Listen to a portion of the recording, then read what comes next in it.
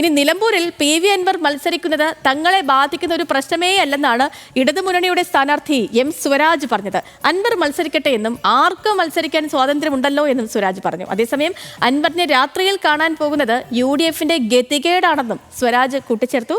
നമുക്ക് M സ്വരാജിന്റെ വാക്കുകൾ കേൾക്കാം. ആദ്യം, ഏതെങ്കിലും തരത്തിൽ ഞങ്ങൾ അഭിപ്രായം പറയേണ്ടതോ, പ്രത്യേകിച്ച് സ്ഥാനാർത്ഥി എന്ന നിലയിൽ ഞാൻ അഭിപ്രായം പറയേണ്ടതോ ഞങ്ങളെ ബാധിക്കുന്നതോ അല്ല. അത് UDFന് സംഭവിച്ച അനിവാര്യമായ ഒരു അപകടമാണ്. പലരും പറയുന്നത് മുൻ MLAയുടെ രാജി ഉൾപ്പെടെ കോൺഗ്രസ് നേതാക്കന്മാരുടെ പ്രേരണയും നിർബന്ധവും സ്വാധീനവും എല്ലാം ഉണ്ടായിരുന്നു എന്നാണ്. ആർക്ക് വേണമെങ്കിലും തെരഞ്ഞെടുപ്പിൽ മത്സരിക്കാം. കേരളത്തിൽ വോട്ടുള്ള ആർക്കും നിയമസഭാ തെരഞ്ഞെടുപ്പിൽ മത്സരിക്കാം. നാളെ വരെ അതിന് അവകാശമുണ്ട്. അപ്പോൾ അദ്ദേഹം മത്സരിക്കാൻ തീരുമാനിച്ചാൽ നമുക്ക് അതിൽ പ്രത്യേകിച്ചൊരു അഭിപ്രായം പറയേണ്ട ആവശ്യമില്ല. ഓരോരുത്തരും അവരവരുടെ നിലവാരത്തിനനുസരിച്ചുള്ള രാഷ്ട്രീയ പ്രവർത്തനമാണ് നടത്തുക. അതിൽ നമുക്കെന്തെങ്കിലും അഭിപ്രായം പറയാൻ സാധിക്കില്ല. നമുക്കൊരു ആഗ്രഹവും വെച്ച് പുലർത്താനും കഴിയില്ല.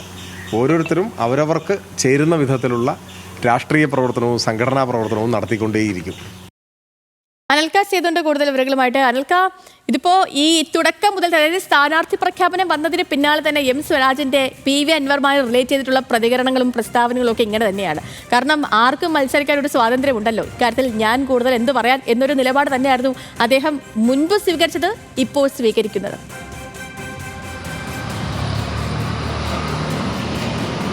തീർച്ചയായും സേതുലക്ഷ്മി, അതായത് ഇന്നലെ UDF അതായത് രാഹുൽ മാങ്കുട്ടത്തിലൊക്കെ തന്നെ ഇന്നലെ PNRന്റെ വീട്ടിലെത്തി ഇത്തരത്തിലൊരു സന്ദർശനം നടത്തിയിരുന്നു.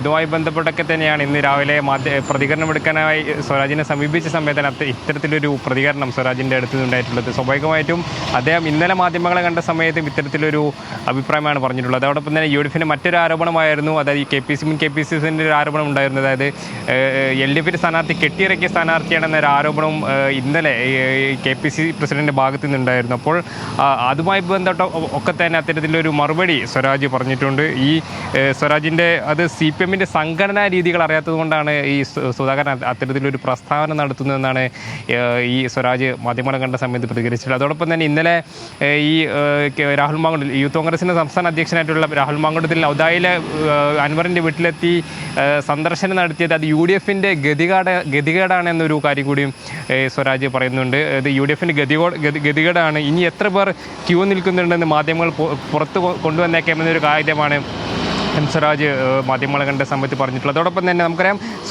ഇന്നലെ സ്വരാജിന് നേരെ വന്നിട്ടുള്ള ചില വിമർശനങ്ങൾ കൂടിയും അദ്ദേഹം മറുപടി പറഞ്ഞിട്ടുണ്ട്. അതായത് നമുക്കറിയാം, ഈ പഹൽഗാം ഭീകരാക്രമണവുമായി ബന്ധപ്പെട്ടൊക്കെ അതുമായി ബന്ധപ്പെട്ട് അദ്ദേഹം സമൂഹ മാധ്യമങ്ങളിൽ അത്തരത്തിൽ പ്രതികരണം നടത്തിയിരുന്നു. ഈ PK നവാസും അതോടൊപ്പം തന്നെ KM ഷാജി ഉൾപ്പെടെയുള്ള ആൾക്കാർ ഇത്തരത്തിൽ പ്രതികരണം നടത്തി കഴിഞ്ഞിട്ട് അതിനുള്ള ഒരു മറുപടി അദ്ദേഹം വിമർശിക്കുകയോ തള്ളിപ്പറയുകയോ ഒന്നും ചെയ്തിട്ടില്ല. അൻവർ മത്സരിക്കുന്നത് അത് ഇടതുമുന്നണിയെ ഒരു തരത്തിലും ബാധിക്കില്ല. ഒപ്പം രാഹുൽ മാങ്കൂട്ടത്തിൽ ഇന്നലെ രാത്രി പോയി PV അൻവറുമായി കൂടിക്കാഴ്ച നടത്തിയതിലെ കൂടി പ്രതികരണങ്ങൾ നൽകുകയായിരുന്നു M സ്വരാജ്, നമ്മുടെ ഇടതു സ്ഥാനാർത്ഥി നിലമ്പൂരിലെ. വിവരങ്ങൾ നൽകുകയായിരുന്നു അനൽക്ക സെയ്ദ്.